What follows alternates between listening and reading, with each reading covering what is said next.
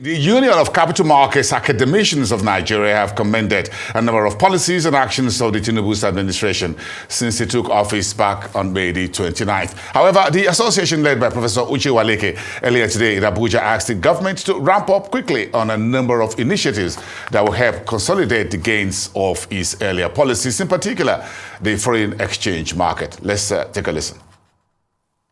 The illiquidity in the forex market, it has persisted, that we noted, despite the unification. And then you're asking whether the timing was right.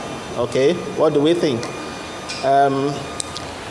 If you look at the regime that existed before the unification, we had multiple exchange rate regime. At the time, one could even count like a minimum of 4. We had the secondary market intervention sales window meant for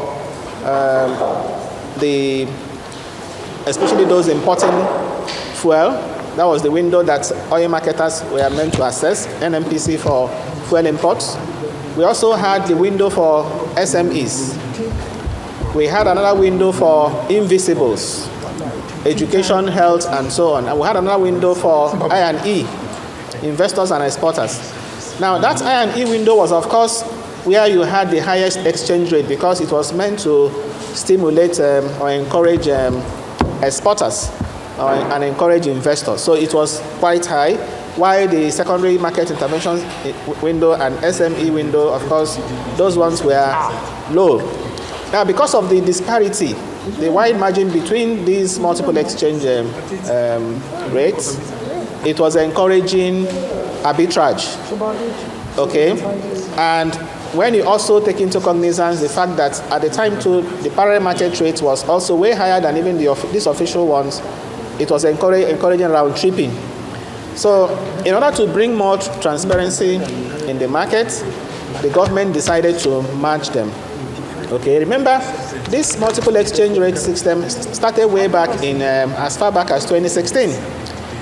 Okay, and it's not as though the central bank at that time, okay, took a wrong decision.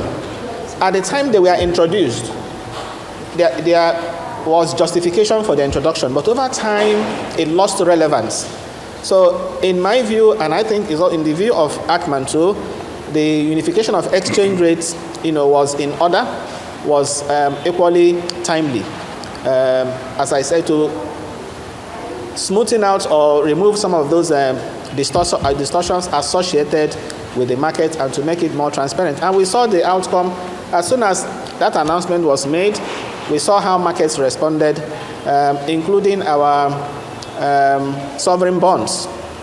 Okay, Eurobond yields rose, on the back of those announcements. So we think it was timely that that was done. But what needs to be done now, in our view, is a proper management of, that to ensure that, there is liquidity in the market. The reality of the matter is that we can't completely float the naira. Unification of exchange rate is one. Saying you want to completely float the naira and allow market forces to determine the value is another. And that is because we don't have the